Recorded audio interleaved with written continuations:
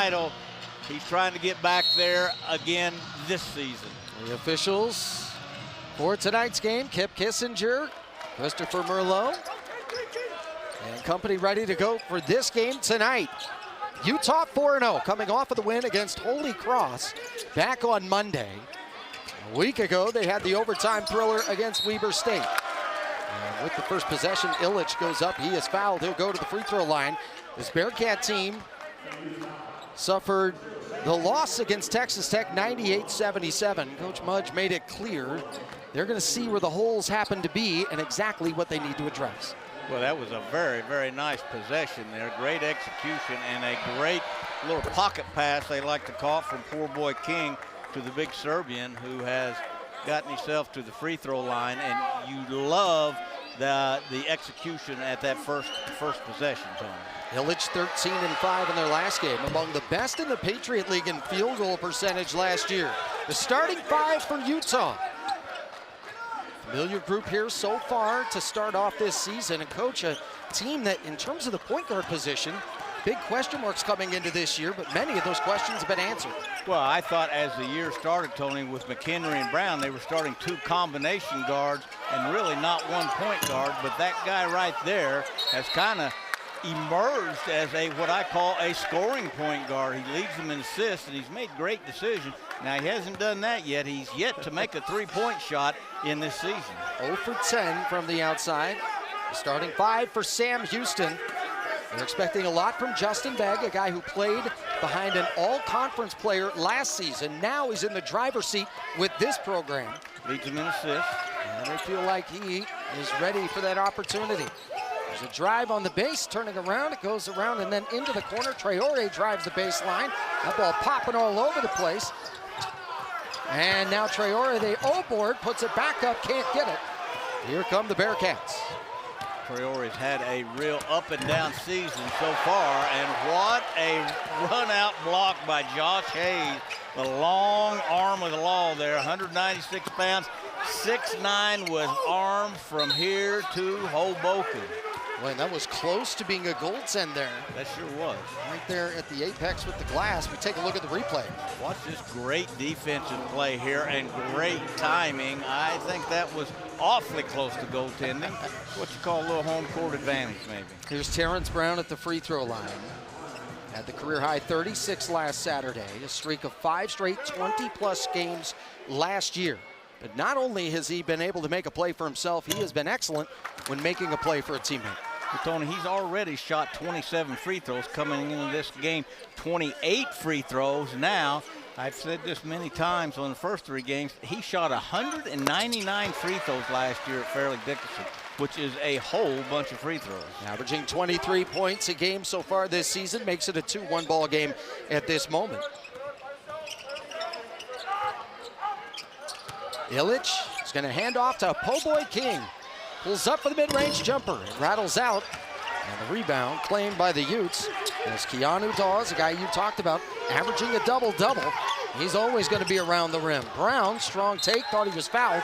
This ball's knocked out of bounds. It'll stay with the Utes. Keanu Dawes leads this team not only in rebounding, but has 11 offensive rebounds in 3 games. Obviously, that's almost 4 a game. He has a real knack of tracking the ball from the perimeter at the offensive end. And the thing is, he's shooting almost 70%, Tony. A lot of them are put-back dunks he gets off offensive rebounds.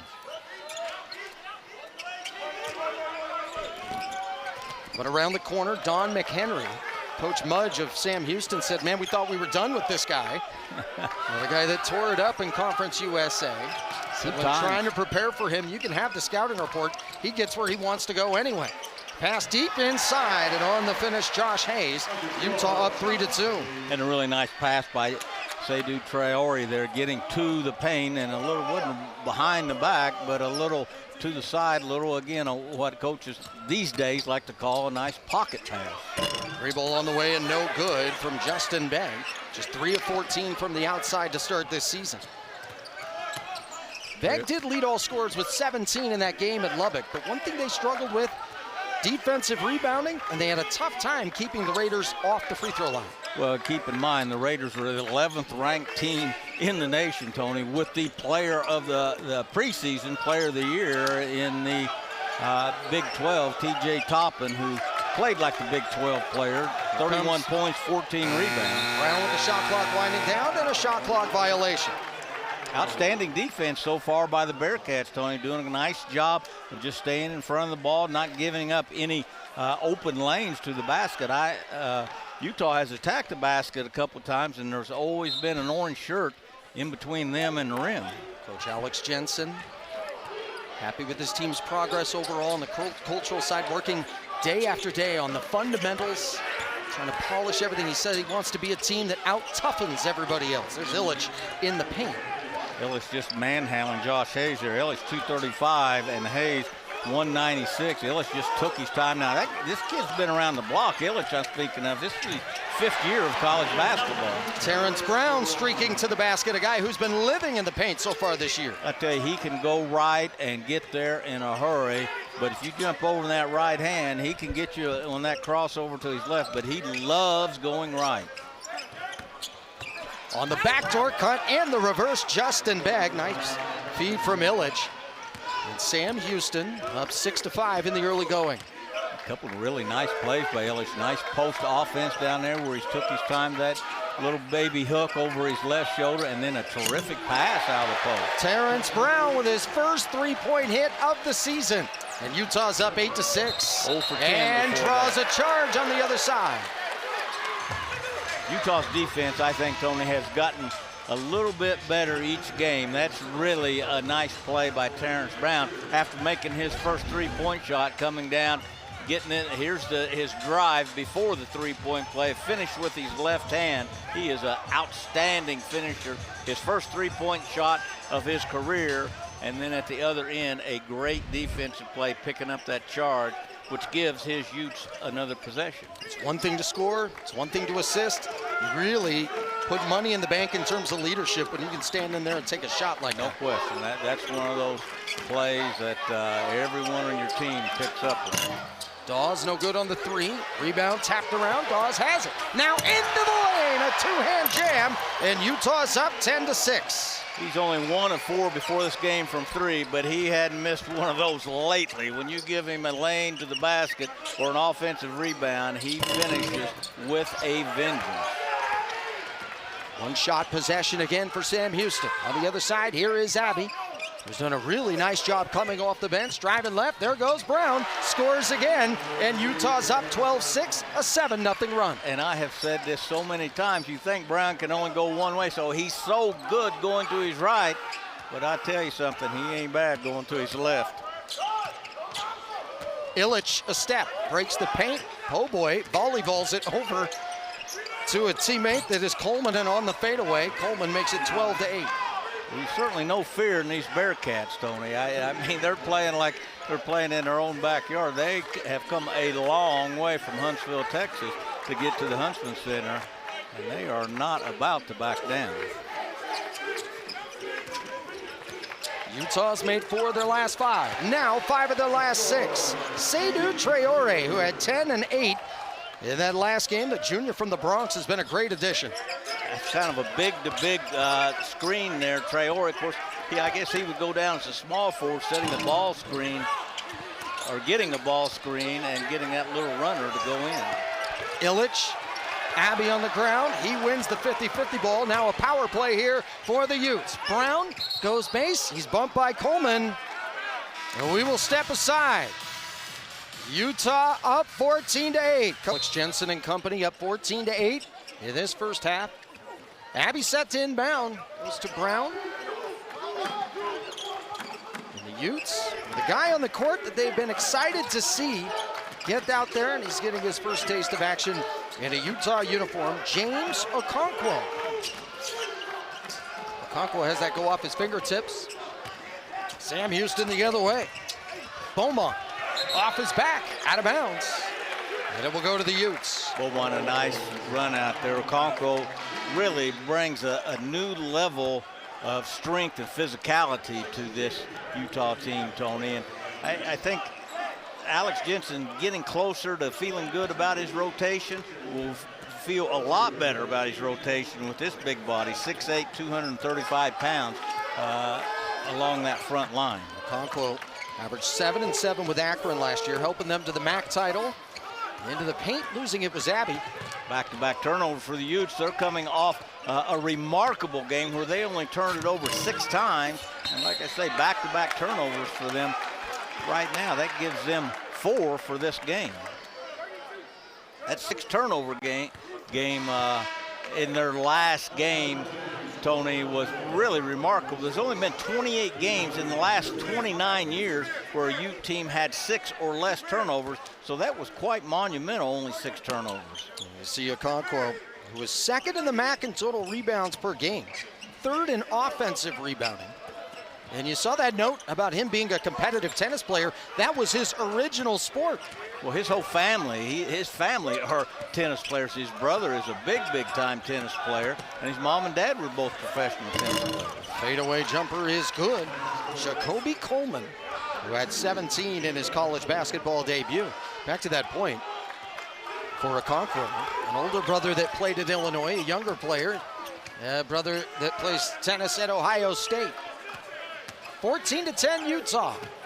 On the drive and fouled is Kendall Sanders. What great improvement from him since he arrived. A guy that was possibly going to redshirt there, but then due to some injuries, he ends up being elevated to not just not redshirting, but playing, being consistent, and contributing in a big way. Well, he's going to be in the rotation on that front line. James Okonkwo, because of his experience and his size, is going to ultimately end up being the starter. But this kid has made the most of his opportunities. He's coming off a 7-point, 2-rebound game, along with a couple assists. He's made a 3-point shot in all 3 games this year. He had 2 against Weber State, and he seemingly has just gotten better each time he's come out under the lights. Yeah, they say he's taken the opportunity personally. Big on self-awareness, big on unselfishness. He's really put a big focus on his body, his diet, improving his shooting. As he was 0 for 4 at the line until that last make, and now goes 2 for 2. Well, he's a good-looking freshman, a kid that you said they weren't really counting on, that he could be the surprise of the year in this team that has 12 new players on it. 16-10 Utah. Nice takeaway by Don McHenry. Former Conference USA player, the tournament MVP a year ago. Now McHenry goes baseline in the corner. Patrick for 3. Jacob Patrick has played professionally since he was 15, and they're expecting big things out of him. Well, he did a great job of creating an uncontested passing lane for Don McHenry there, spacing to the corner of McHenry. That's what you call baseline drive, baseline drift, and Jacob Patrick, I tell you not what, he knows not only how to shoot, he knows how to get to his shot. For Utah, 7 of 13 from the field here so far. They've hit their last 4 shots. Abby to the corner, McHenry. Shot fake, steps aside. Misfires on the 3, thought he was bumped. Okonkwo on the O-board. Goes back out, Patrick again. Just long, another O-board. A bump, offensive foul. Well, I thought Patrick had back-to-back made 3s there. That one was straight as a stick with just a little bit long. Some programs have, especially mid-major programs, gone strictly to the transfer portal, and they like to use this phrase, get old and stay old. I like what Coach Mudge has done by combining the portal players and really good high school prospects. Misfiring on the 3 was Jacob Walker. Utah with a 7-point lead. Okonkwo, who got his first taste of action, 2 fouls. Was recently called for the offensive foul. He sits down. But Utah starting to form some depth here, especially at the point guard position there with Abby, who really impressed in that game against Holy Cross. But he burns a tire here, lost the ball, and on the other end, following it up with the layup and missing it was Walker. Wow, Walker, one of those freshmen I was bragging about, did a nice job running the court, but couldn't make it go in, and that guy just finishes everything around the basket. 6'9", 230 pounds. He hadn't missed one around the basket lately, shooting almost 70% for the year. Up and under and blocked. The cleanup there by Illich, and they miss another one right at the rim. Dawes will clean it up with the rebound. Well, it's tough to miss them like that when you're at home or on the road, but especially when you're trying to pull off a road win like this. They've left 4 points on the scoreboard there with back-to-back baskets right at the rim. Dawes with the long 2. He has 6. And Utah with a solid start. Competed well at times against Texas Tech, but then when the wheels wobbled, they had a tough time tightening it up. What's the big thing you want to focus on here if you're Coach Mudge? Well, they were only outscored 1 field goal, Tony. After you look at that final score now, Texas Tech shot twice as many free throws as them and shot several more three-point baskets, but overall only 1 made basket separated them in Lubbock. And let me tell you what, that's tough sledding to go into Lubbock and play one of the top 20 teams in the nation. Terrence Brown left that one a bit short. Sam Houston looking to punch back to getting down 11. Misfiring on that fadeaway right there was Manning. There goes Brown into traffic. Just missed short. Outside Traore. Good look 3. Long. And the rebound comes down to Manning. Utah 2 for 8 from the outside. Cashy Nat too far. This ball's going to go out of bounds. We'll stay here. Cashy Nat, as you mentioned, a small college All-American. He's 2-time NAIA All-American. The best small college player is voted by the state coaches in Louisiana. He averaged a double-double at LSU Alexandria. He is averaging a double-double after 2 games here for the Bearcats. And he went into Texas Tech and had a double-double. As I said, that's a tough place to go and get much done. He had 16 points and 11 rebounds in Lubbock. In the corner for 3. Nat's no good on this attempt. Utah trying to push the pace. But losing the ball out of bounds, Terrence Brown. It'll go back to Sam Houston. To your point about Cashy Nat, coaches said this guy's like Kevin Garnett in a guard's body. He said he has an edge in a juice that you just cannot match. I watched him today at shoot-around. He was picking up the tempo and wanting guys to focus with more intensity during basic warm-ups at shoot-around. Well, if you average double digits at any level, I don't care where you're at, you've got a big motor. And he, again, went into Lubbock and had 16 points, 11 rebounds. And he missed his last 3. He was 2 for 2 from the three-point line against Texas Tech. Illich, crafty deep in the paint, but left it short. Utah has made life tough on the bigs for Sam Houston deep in the paint, as Illich is now 1 for 5. Well, Illich, remember, made that great post move early on and hasn't scored since then. Dawes steps around. What a finish. Usually he finishes with a vengeance, with a tomahawk dunk or some kind of strong move. That time showed a little finesse with a little, I don't know if you call that up and under, but pretty close to a finger roll. As I say, this kid just continues to do things to show you he has unlimited potential. Nicholas goes to the corner, and this 3's on the way and no good from Nat. And the ball out of bounds to Sam Houston. Sam Houston has missed some good looks. Remember, they missed 2 right at the rim about 5 minutes ago. And then Nat, who went 2 for 2, as I mentioned, in Lubbock, is now 0 for 2 from the three-point line, and both of them pretty good looks. I don't think that's his where his bread is buttered, so to speak, out shooting three-point shots, but those were 2 open three-point shots. Sam Houston, 1 of their last 10 from the field. Utah owning the boards at 19-8. Rebounding somewhat of an issue for Sam Houston in that battle against Texas Tech. Going underneath but unable to finish was Damon Nicholas. Sam Houston now 1 for 11 and no second shot attempts in that last 11 shots. Utah one and done all the way. You giving them 1 contested shot and then going and fetching it off the glass. This ball's loose for Brown. Brown racing up the court. And with his heel out of bounds, Don McHenry. Sam Houston will get the ball back.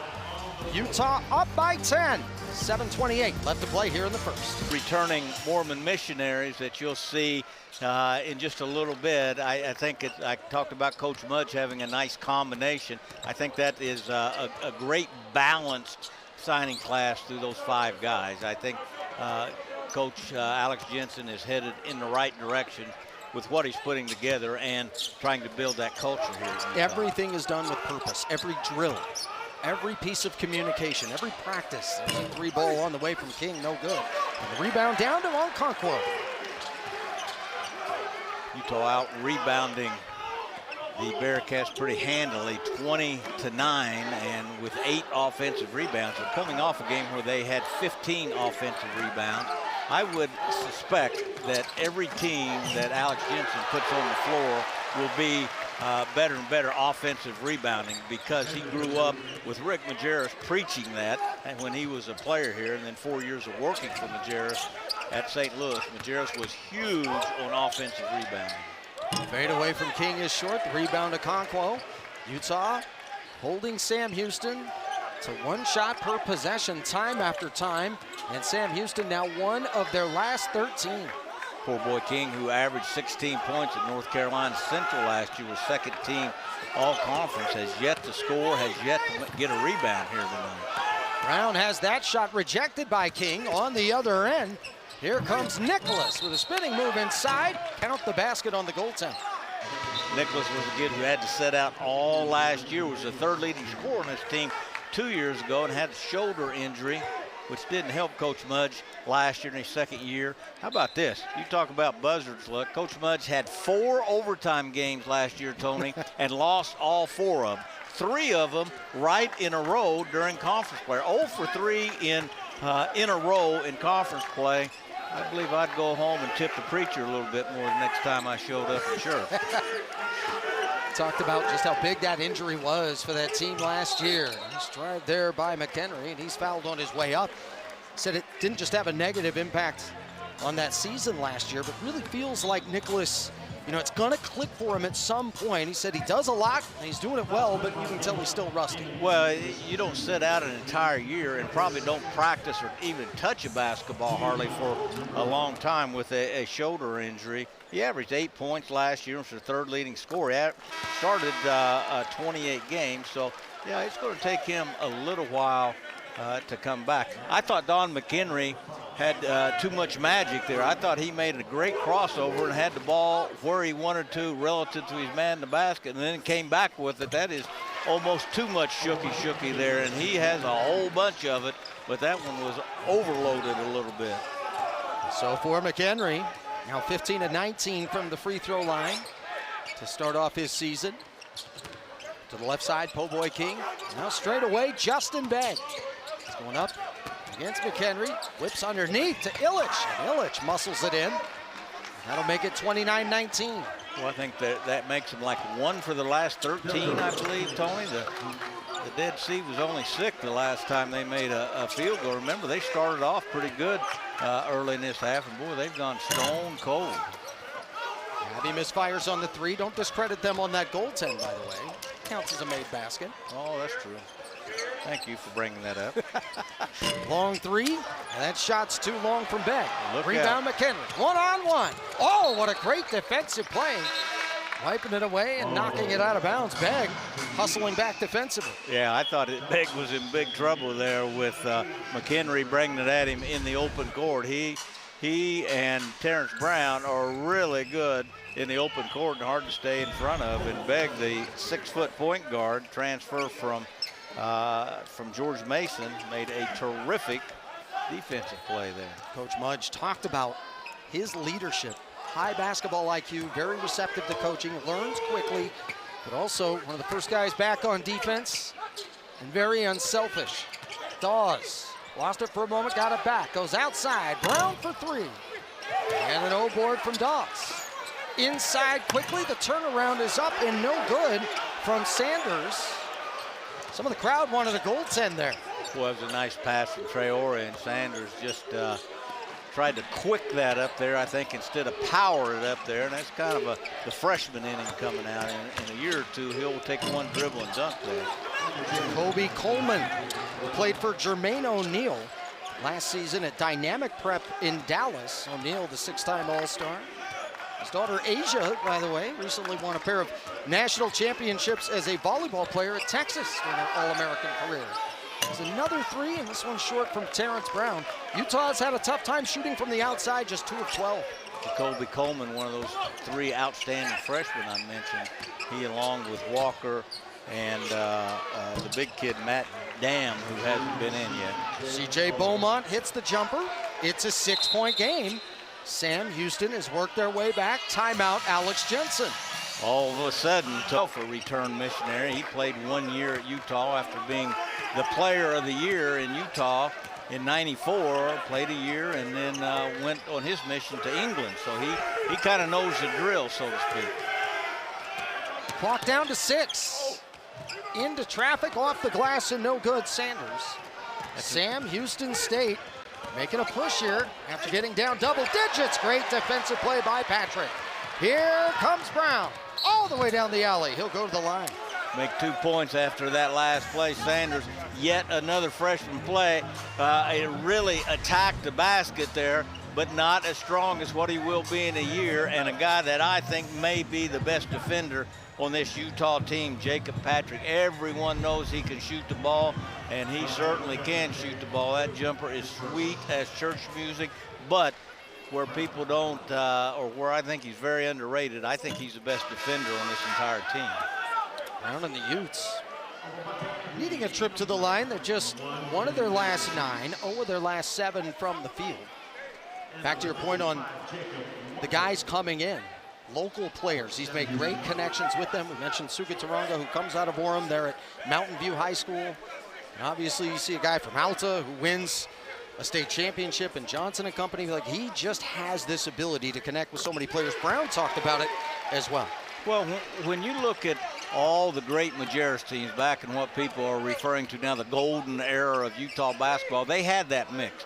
A lot of people say, boy, they had great Utah players. They did, but they had great out-of-state players. They had guys like Hano Medla, who was an out-of-country player. There was just a nice balance to that team, or to those teams. And again, Alex Jensen was part of that, so he knows that drill as well.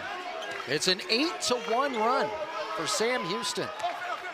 5-point game. If they can keep it around here going into halftime, they'll feel pretty good about things. Patrick just missed on the 3. Dawes saves it, and another possession here for the Utes.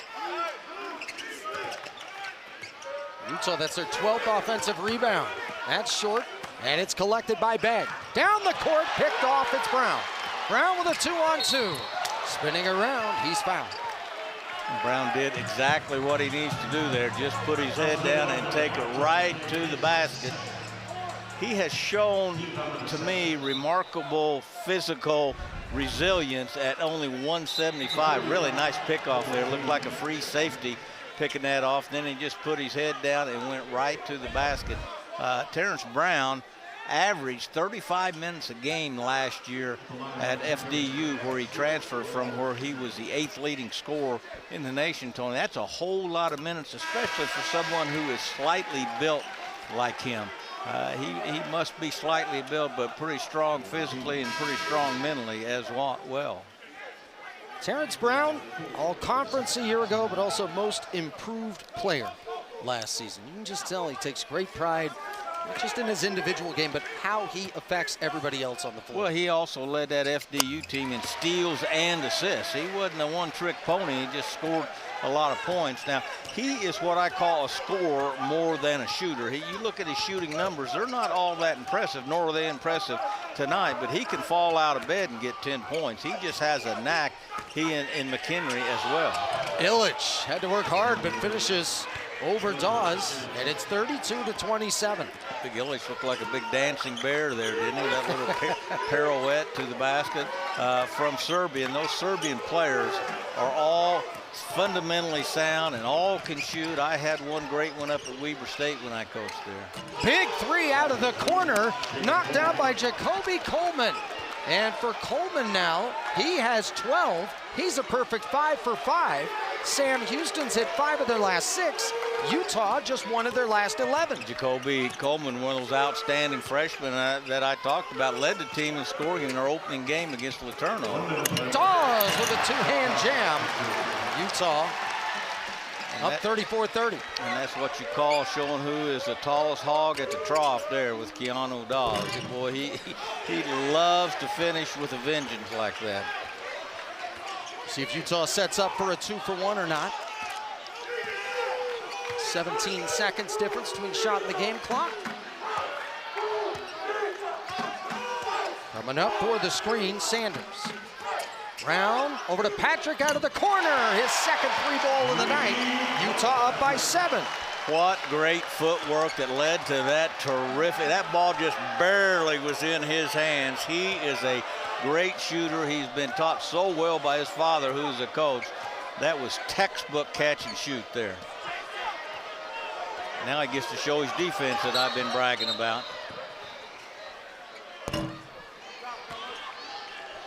I don't know if they called a foul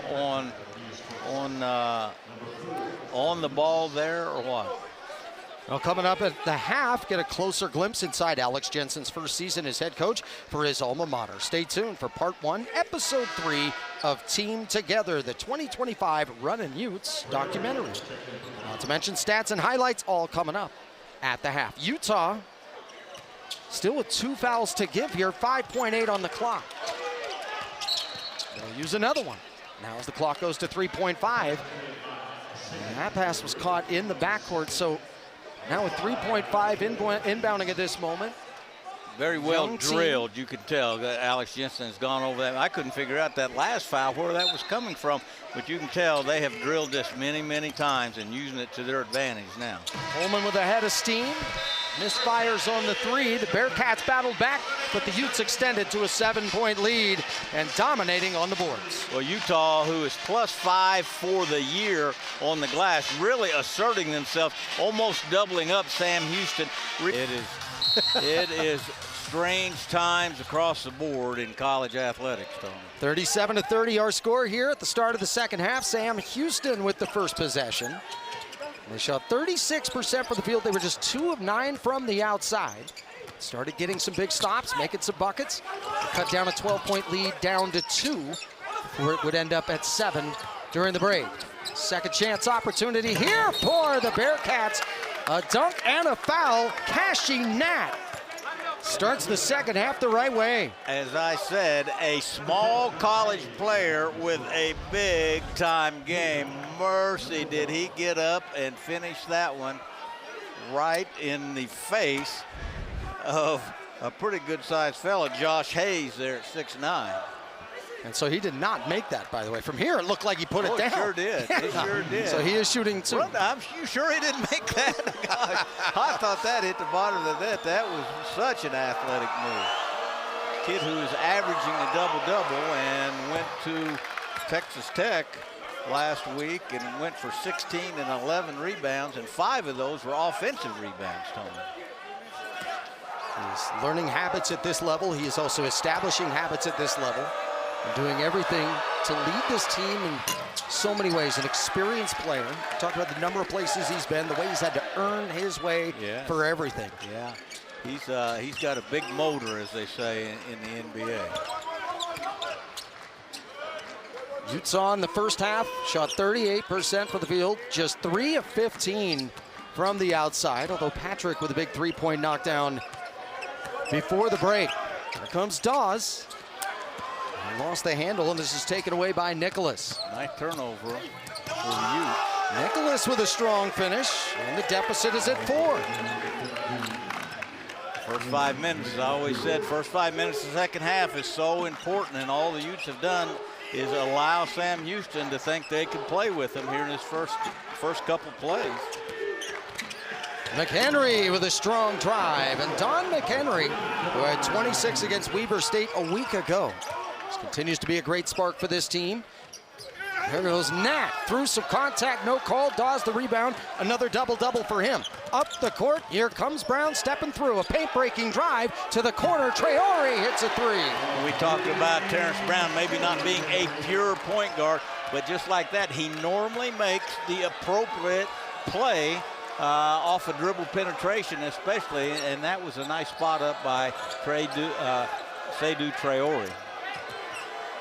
Before McHenry hit that shot, Tony, the first half, the 2 guards, he and Brown, were 4 of 16, and that's after, like you said a week ago, they combined for 62 points against Weber State, and it seemed like they couldn't miss a shot. And I think you got to give the Bearcats guards a little credit on how they have defended him. Traore gliding through the air and finishing that one. Utah back up by double digits. It's an 11-point game. That's the second time the Utes have run that play. It is a small to a big guy setting the ball screen, elbow to elbow. The elbow is where the free throw line and the lane line meet, and then that just opens up a driving lane for Traore. He scored 2 buckets for there. Here's McHenry going left. He is a left-hander, but gets about a half a step on his guy. Here is the nice draw and cut from Brown to Traore. And then Traore on this big to small ball screen, and an acrobatic finish by Traore, who is a big human being at 6'6", 225 pounds. Brown, baseline drive. To the corner it goes now to Sanders. Back outside, Traore again. It's money. A crispy 3-piece and a 12-point Utah lead. And I love the way Traore held that follow through and finished the shot. I think that is so important at the end of your shot. Not to drop that hand, but hold it up there. And his coach would say, finish the shot. What a finish by Justin Begg. And he gets it back down to 10. You feel Sam Houston badly needed that one. Yes, they did. Down 10 here. But I got a feeling they're not going away. They have shown little fear here, as they could have kind of thrown the towel in a little bit in the first half, and they just keep coming back. Another triple for Utah. Don McHenry hits this one. Utah's now 5 for 5 to start the second half. I tell you, you hit 2 or 3 three-pointers in a row like they just have done, and that makes you well pretty quick. All of a sudden, a 7-point lead at halftime has turned into a 13-point lead. It is their largest lead of the game. Begg was deep into that corner. The 3 is short from Nicholas. Utah has dominated on the boards today. That continues. And with that rebound, Dawes now with a double-double, his 2nd of the year and his 7th of his career. Brown is called for a travel. We'll take a look at that last bucket there from Justin Begg. Now you feel like this team hanging on here a bit after the barrage of buckets from Utah. That was a very athletic play, as they say, from Justin Begg, the starting point guard, and then McHenry spotting up to make one go in. As I said, those 2 guards, McHenry and Brown, Tony, only 4 of 16, 25% between them in the first half. They have heated up this second half.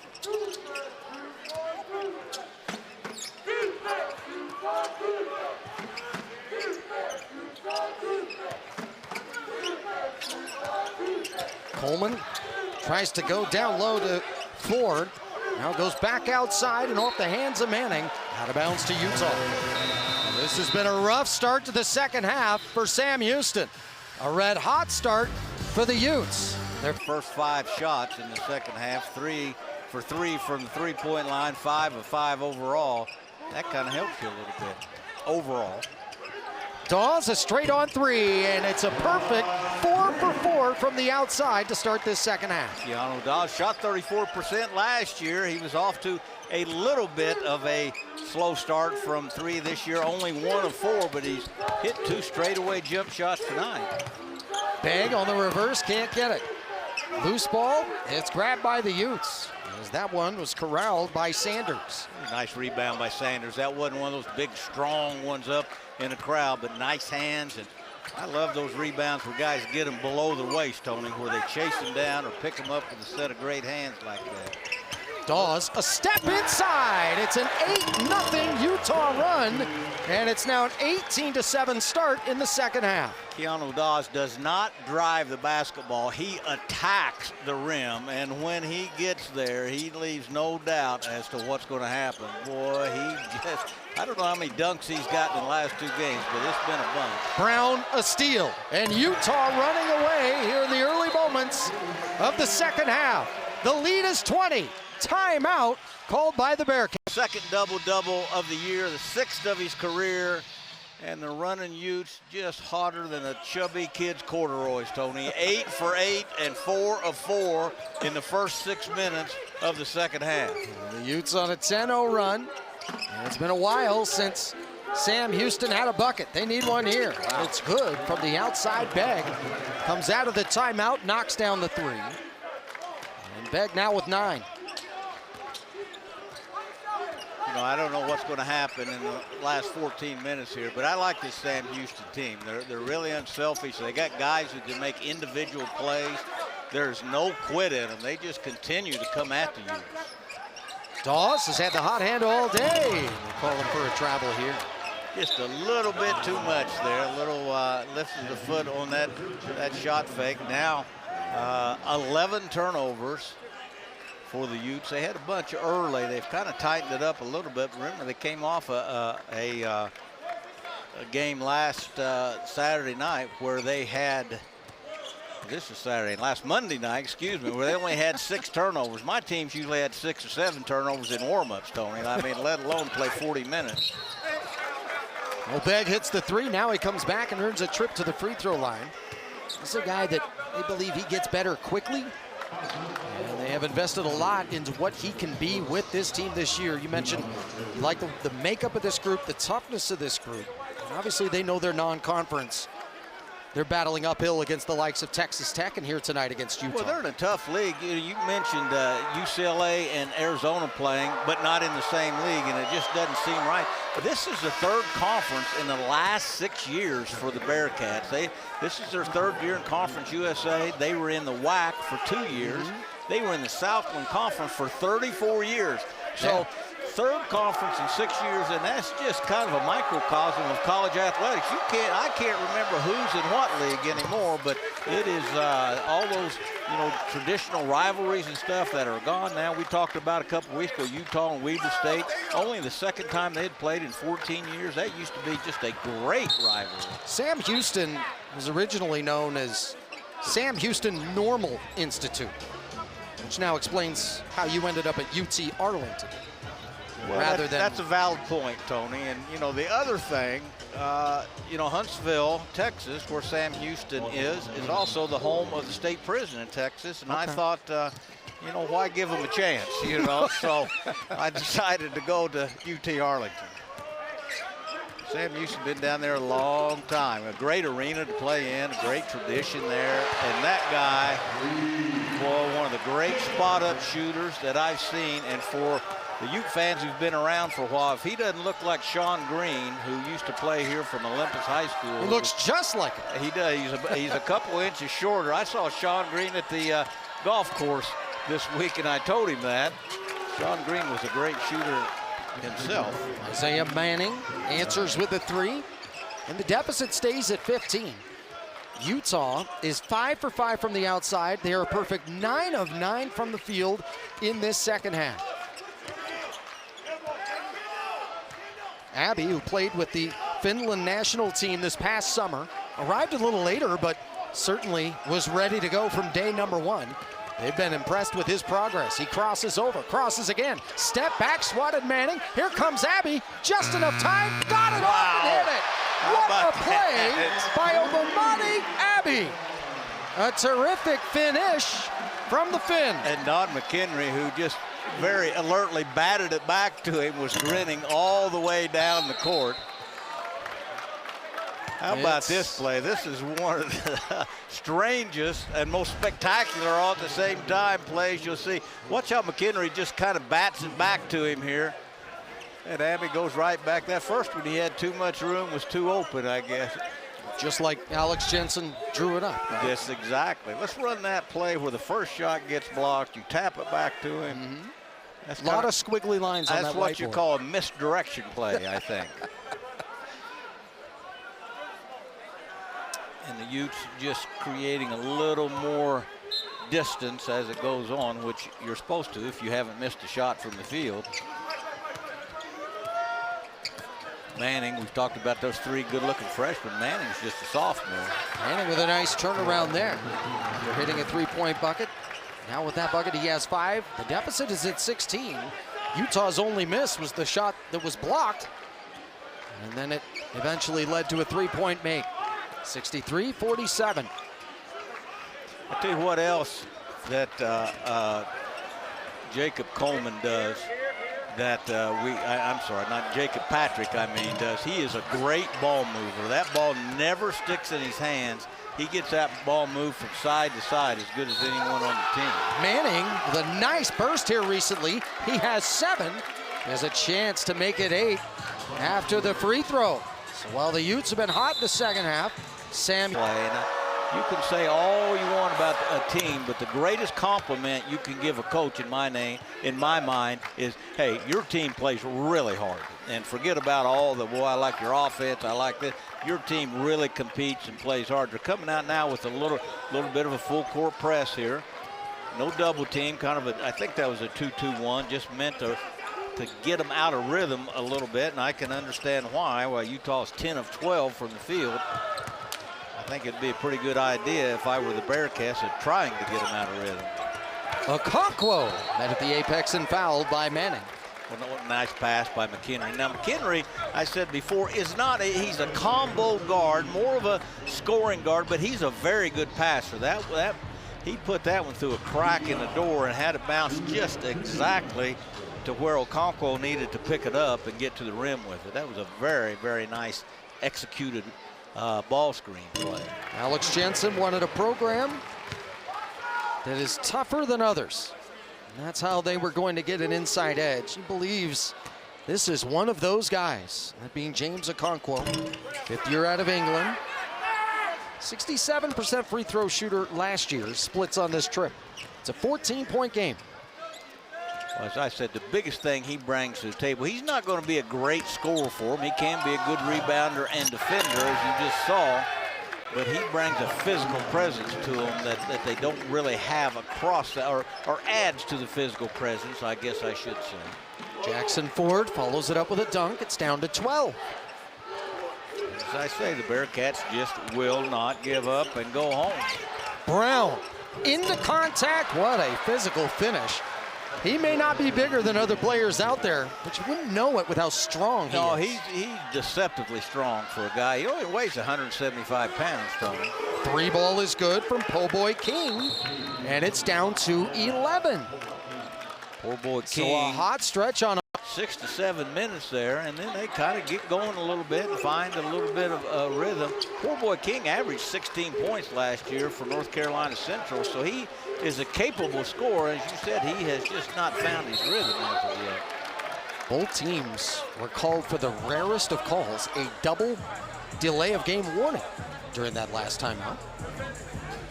So with Utah up by 11, Sanders will go to the free throw line. Kendall Sanders, whose dad played at Central Michigan and USC, helped the Trojans to the NCAA tournament. 6'8" freshman from Los Angeles. Played there at IMG Academy at the high school level. It's another one of those guys that you talked about that could be a great contributor to this program in this window of time. I mean, so many things Utah's program is going to discover in this first year with Alex Jensen. Well, coming into this game, he had not shot free throws very well, only 4 of 10, 40%. He's actually second on the team in field goal percentage at 53%. A three-pointer on the other end. That is a 2-point bucket for Coleman.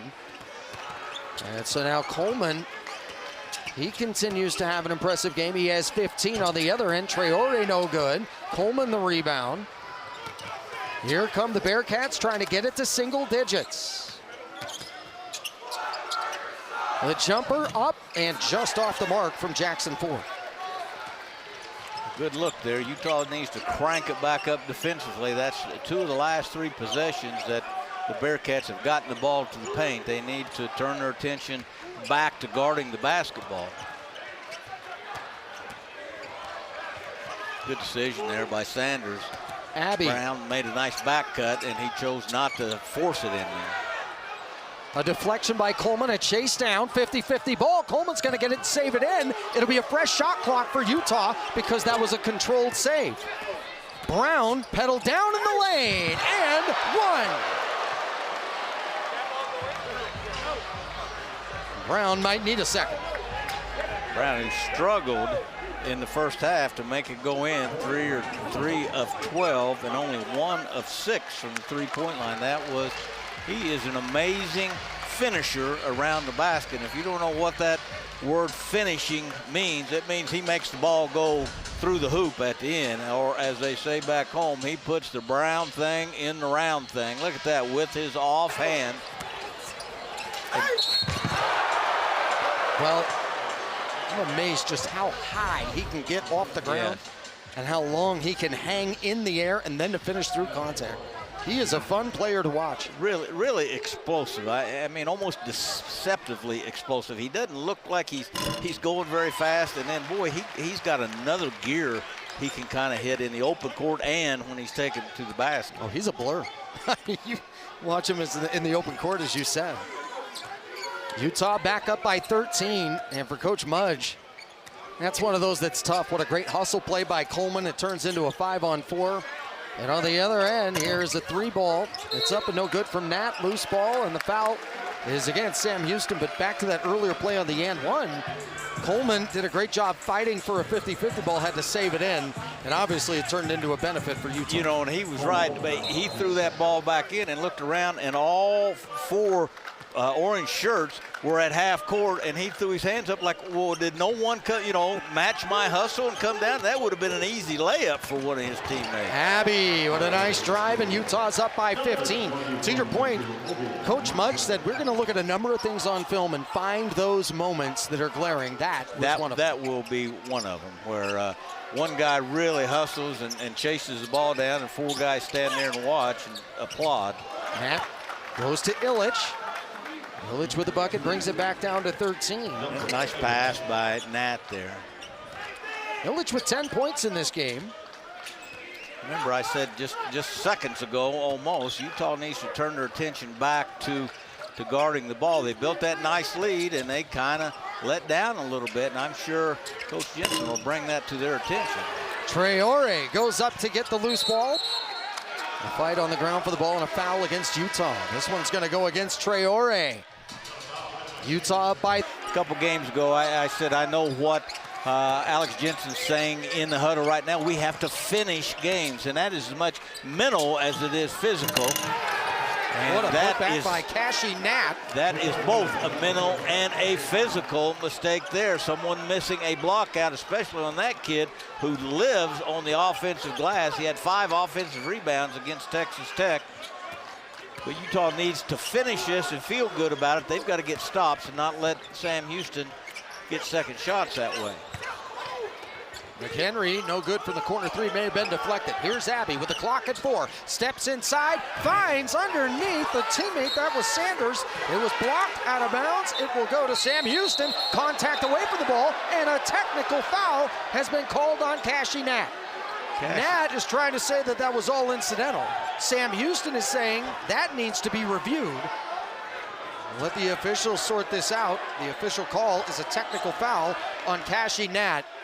Well, I'll just sort it out for him because I was looking right at it. That was not incidental there. Now, I appreciate Cashy's net emotion and how hard he plays, but this was an ill-advised play here. Look at the top of your screen here where Cashy Nat. Well, we missed that, but that was a long way from incidental there. Oh, gosh. McHenry hits the first of 2. Utah will get possession.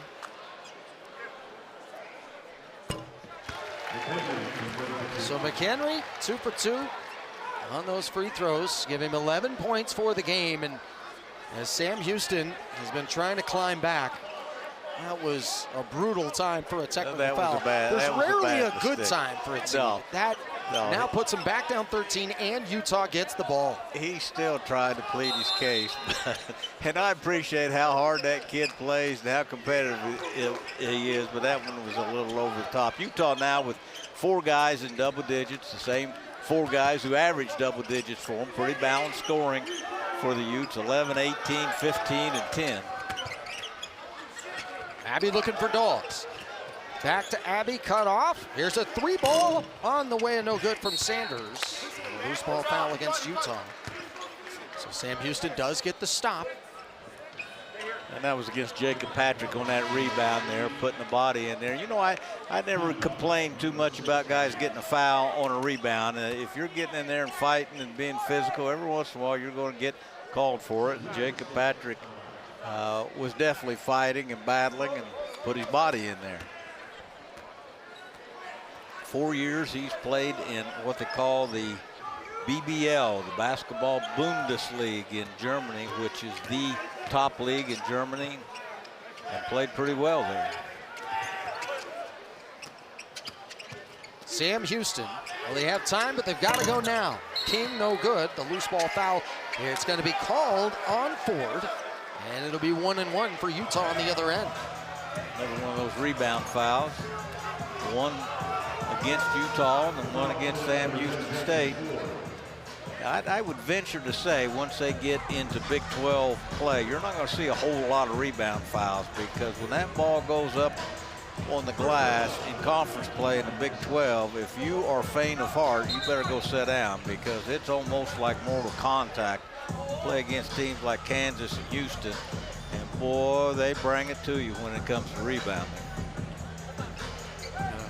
Keep an eye on the clock right now to make sure that that is correct. Dawes with a season high with his point production today.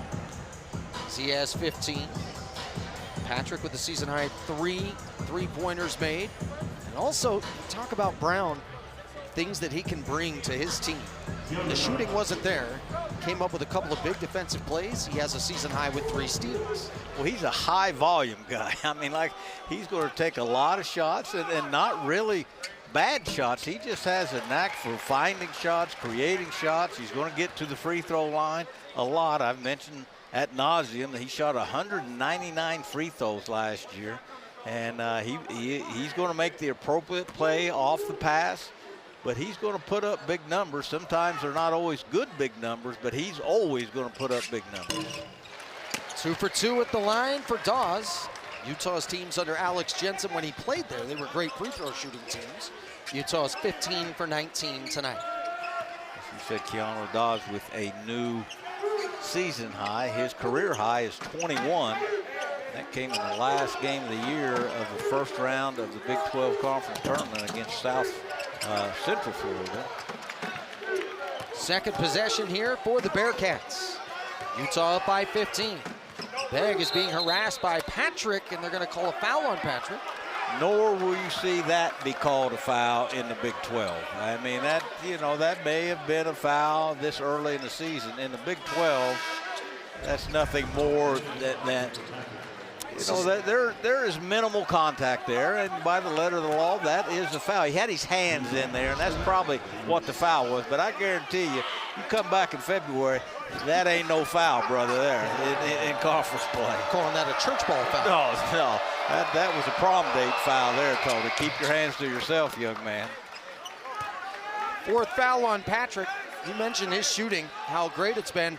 As good as the shooting has been, his defensive contributions are going to be nothing but good for this program. He is a perfect 6th man in my mind, Tony, in that he can come in, and sometimes when you come off the bench, the defense will lose you, forget about your coming in, and he is a great spot-up shooter. And like I say, a lot of times spot-up shooters don't give you much at the other end. He may be the best defender on this team. And the staff talked about his poise, just how stoic he is. Said you don't have to tell him anything. He's just always in the right spot, doing the right things. Well, as I mentioned in the last game, he plays like a coach's son because his dad is a coach, and he is a coach's son. Dawes into traffic, off the glass and in. They're wiping it away. He'll go to the line to shoot 1-1, but he just continues to shine. I mean, he is just stronger than 3 rows of onions. I tell you, he delivers the hit, keeps his head up. It doesn't count, but look at his concentration. He's stumbling away, still has his head up on the rim. I keep saying to me, the sky's the limit for this guy. I think he could be just a great, great player. To me, an all-conference player if he just keeps pushing. Front end of the 1-1 is no good. Utah up by 14. Shooting 65% from the field in this second half. A 3-ball on the way. It is short from Manning. Dawes the rebound. continues to tear it up on the glass. He has 14 rebounds in tonight's game. His career high was 15 the same night he had his career high in scoring. He had a double-double against Central Florida in the first round of the conference tournament last year. We had 20 points and 15 rebounds. Dawes throws it across the river from McHenry. Short on the three. And the rebound is grabbed by Manning. 14-point lead for the Utes. Manning, a pull-up three. They needed it. It's down to 11. With just under 4.5 to go. What just happened here? Another technical foul. This one against Manning. And Manning was being maybe overly exuberant toward his coach, I think, as he was going back down the floor, and the officials were having none of that. Well, he's owning this one. He's tapping his chest immediately, saying, "My bad." He's not trying to plead any kind of case. It must have been what he said or who he directed it to, or a combination of both. We take a look at the replay. Nice looking shot. Rhythmed right into it. Dawes giving him way too much room there. I don't know. You know, refereeing is a tough job. Let's just leave it at that.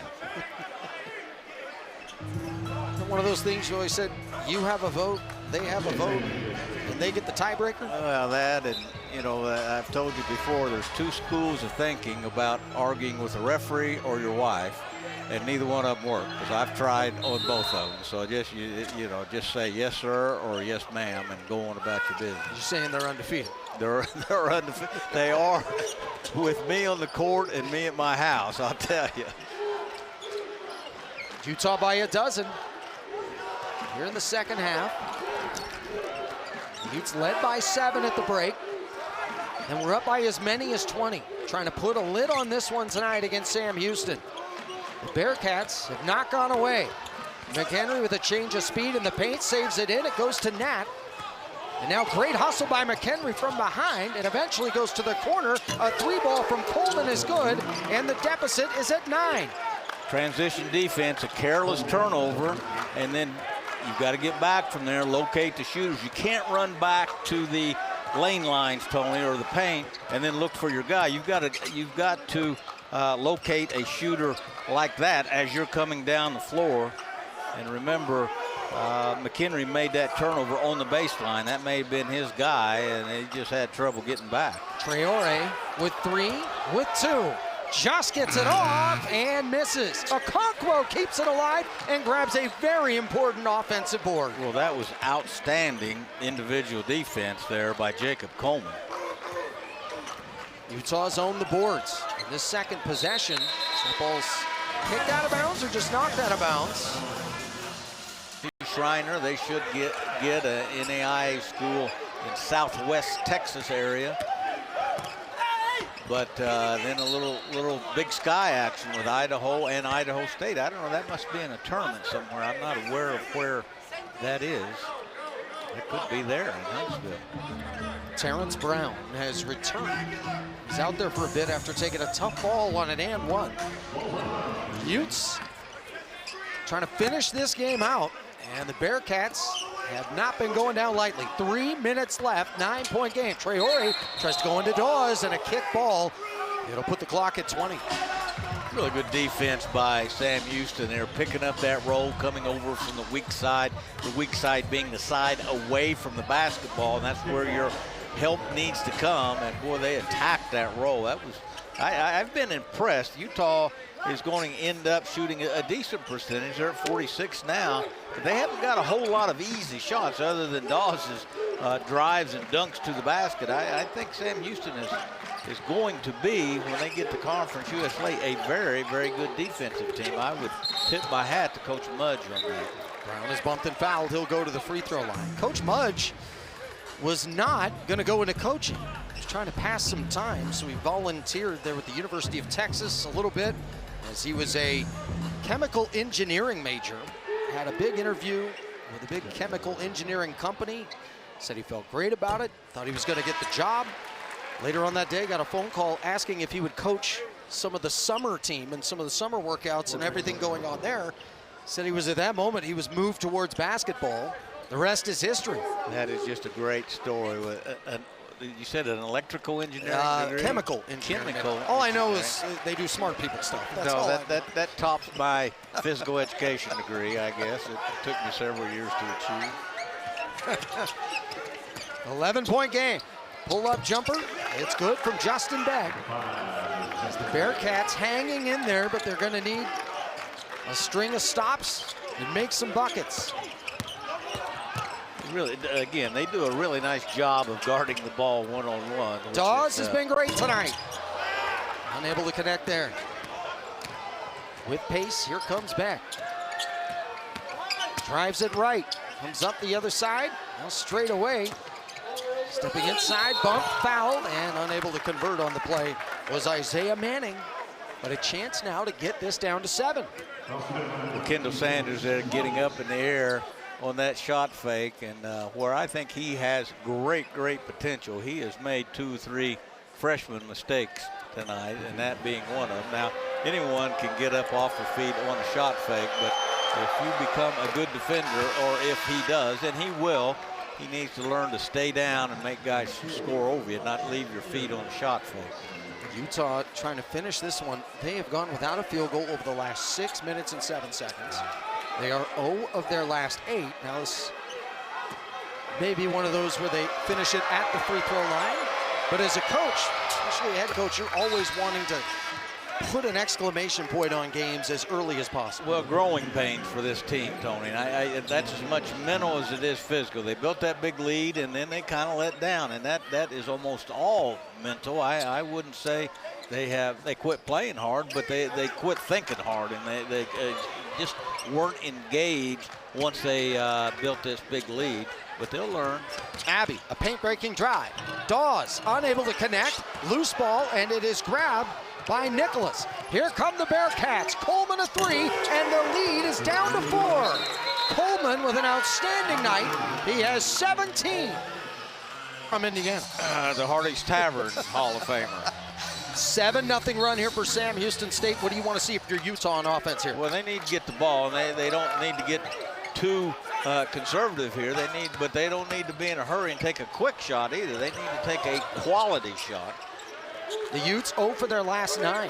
Look for them to run the shot clock down to maybe 10 or 12 and then get a high ball screen. And here it comes to this guy here. Terrence Brown kicks to the corner. Traore, clock down to 5. Let's see what he's got. Traore tries to go outside. It's knocked away and stolen. Cashy Nat, one-on-one against Traore. Couldn't get it to go, but he will go to the line. Let me tell you something. That was outstanding defense by Sam Houston there, guarding the ball. The 2 or 3 guys on that team guarding the ball screen. And watch, it's nothing fancy. They just stay down, stay in stance, move their feet, quick hands there. And boy, I was really surprised he wasn't able to finish there, Cashy Nat. Cashy Nat, who started just 1 of 7 from the field tonight. Sam Houston with a couple of technical fouls that loom very large now. Play big now. Late moments. Yes, sir. At the line tonight, 9 for 11 as a team. Nat with his 4th steal. That is a career high for him. Cashy Nat only 3 of 6 from the free throw line coming into tonight, and 1 of 2 before that. Chris Mudge, so we're going to find out who we are with this non-conference. One box you can check tonight is toughness. The 20-point deficit is down to 2.